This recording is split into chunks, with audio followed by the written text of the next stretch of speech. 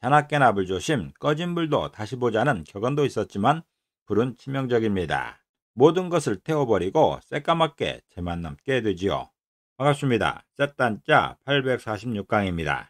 오늘은 거물 흑자와 관련된 5개 한자를 셋단자로 해석해 보겠습니다.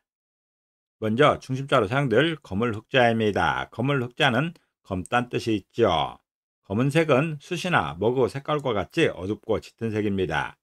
이 거물 흑자는 마을리자와 불화자로 구성되었습니다. 그 중에 마을리자는 마을을 의미하고 불화자는 불을 의미하고 있습니다. 그래서 거물 흑자는 마을이 불에 타서 검다고 표현하고 있습니다. 다시 말해서 마을이 불에 타서 온통 검게 번해버린 그 상황이 거물 흑자입니다. 이렇게 평화로운 마을이 있습니다. 무슨 이유로 이 마을에 불이 났습니다. 온 마을을 태우고 있죠. 이렇게 불이 나서 꺼지게 되면 마을은 초토화가 됩니다. 새까맣게 변해버리는 것이죠. 평화롭던 마을에 불이 나서 그 불로 인해서 새까맣게 타버린 그 상황이 거물 흑자입니다. 거물 흑자는 마을이 불에 타서 검다고 표현하고 있습니다.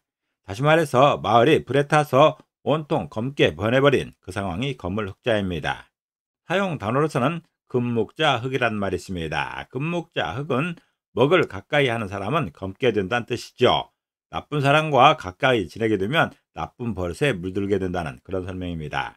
그리고 암흑이나 흑막이라 할 때 거물 흑자가 사용되고 있습니다. 중심자인 거물 흑자에 또 하나의 부수를 추가할 때마다 또 다른 한자를 만날 수 있습니다. 이것이 바로 셋단자입니다.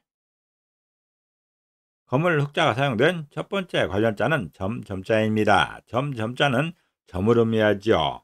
점이라는 것은 작고 둥글게 찍은 표입니다. 이 점자는 거물 흑자와 점칠 점자로 구성되었죠.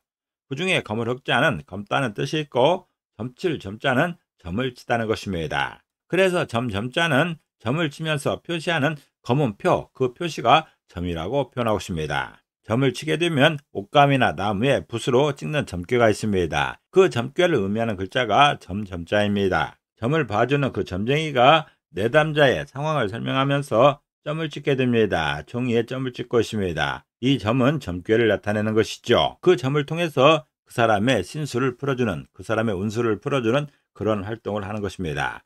점자는 점을 치면서 표시하는 그 점은표를 말하고 있습니다. 점자는 점을 치면서 옷감이나 나무에 붓으로 찍는 점괘를 말하는 것이죠. 사용 단어로서는 활용점정이 있습니다. 활용점정은 무슨 일을 하는데 가장 중요한 부분을 완성함을 비유하는 말입니다. 그리고 장점이나 단점이라 할 때 점자가 사용되고 있습니다. 두 번째 관련자는 잠잠할 묵자입니다. 잠잠할 묵자는 잠잠하다는 뜻이 있죠. 잠잠하다는 것은 소란하지 않고 조용한 것을 말합니다. 이 잠잠할 묵자는 거물 흑자와 개견자로 구성되었죠. 그 중에 거물 흑자는 검다는 뜻이 있고 개견자는 개를 의미하고 있습니다. 그래서 잠잠할 묵자는 검은 밤에는 개도 잠잠하다고 표현하고 있습니다. 다시 말해서 칠흑같이 어두운 밤에는 개들도 조용하다는 그런 설명입니다. 해가 지기 시작하는 어스름한 밤에는 개들이 아주 시끄럽습니다. 온 동네가 시끄러울 만큼 치서대는 것이죠. 그러다가 깜깜한 밤이 되면 언제 그랬냐는 듯이 조용해집니다. 그야말로 적막강산이 되는 것이죠. 이렇게 개들마저도 조용한 이런 상황은 시골 마을에서 흔히 볼 수 있습니다. 잠잠할 묵자는 검은 밤에는 개들도 잠잠하다 표현하고 있습니다. 다시 말해서 칠흑같이 어두운 밤에는 개들도 조용하다는 그런 설명인 것이죠. 사용 단어로서는 출처어묵이 있습니다. 출처어묵은 나가서는 말을 조심하라는 뜻이죠. 처세의 근본을 이루는 말입니다. 그리고 침묵이나 묵인이라 할 때 잠잠할 묵자가 사용되고 있습니다.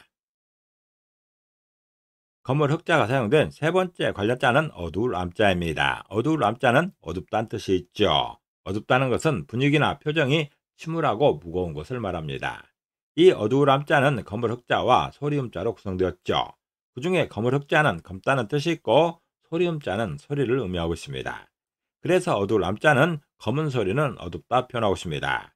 다시 말해서 아무 말도 하지 않고 침묵을 하면 분위기가 어둡게 된다는 그런 설명인 것이죠.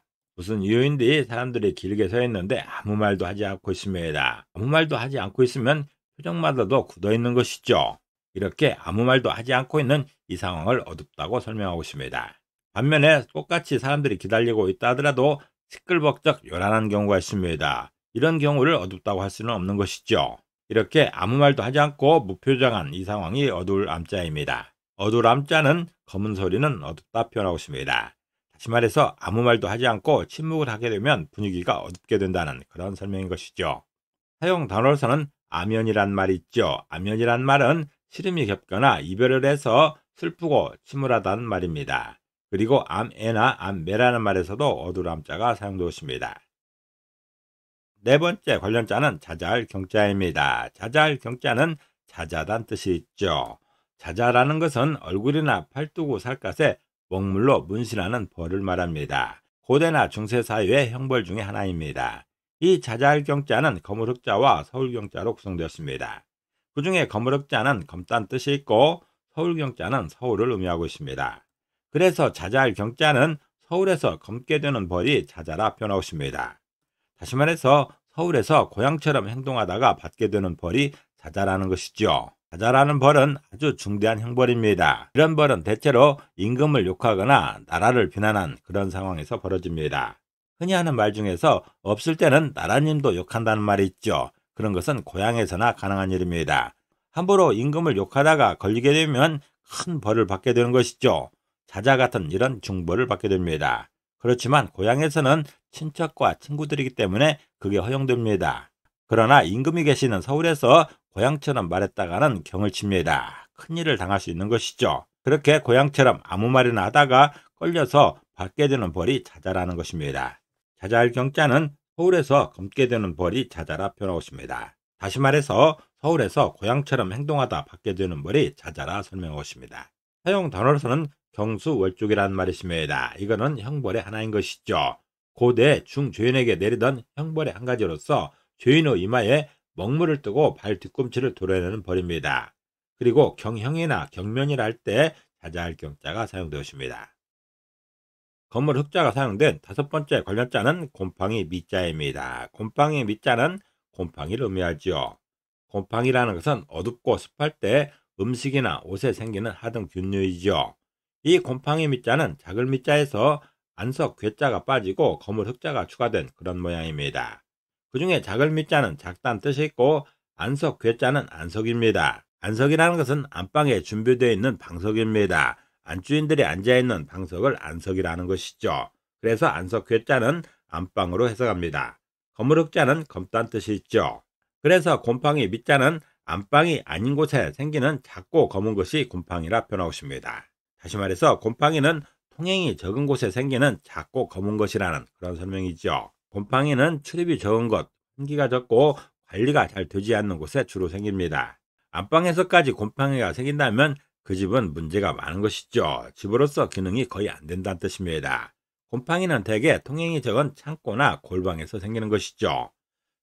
창고나 골방 같은 통행이 적은 곳에 작고 검은 것들이 생기게 되어서 그것이 어느덧 전체에 덮이게 되는 그런 상황입니다. 그렇지만 이 곰팡이는 하나하나가 작고 검은 것입니다. 곰팡이 밑자는 안방이 아닌 곳에 생기는 작고 검은 것이 곰팡이라 표현하고 있습니다. 다시 말해서 곰팡이는 통행이 적은 곳에 생기는 작고 검은 것이라 설명하고 있습니다. 사용 단어로서는 시위랑제 네 발 밑에라는 말이 있습니다. 시위랑제 네 발 밑에라는 말은 믿는 나무에 곰팡이가 핀다는 뜻이죠. 철석같이 믿고 있던 일이 뜻밖의 낭패됨을 이르는 속담입니다. 그리고 미우나 홍미라 할 때 곰팡이 밑자가 사용되고 있습니다. 오늘은 셋단자 846강으로서 거물 흑자를 중심으로 하는 5개 한자를 셋단자로 해석해봤습니다. 오늘 배운 것을 다시 한번 요약하겠습니다.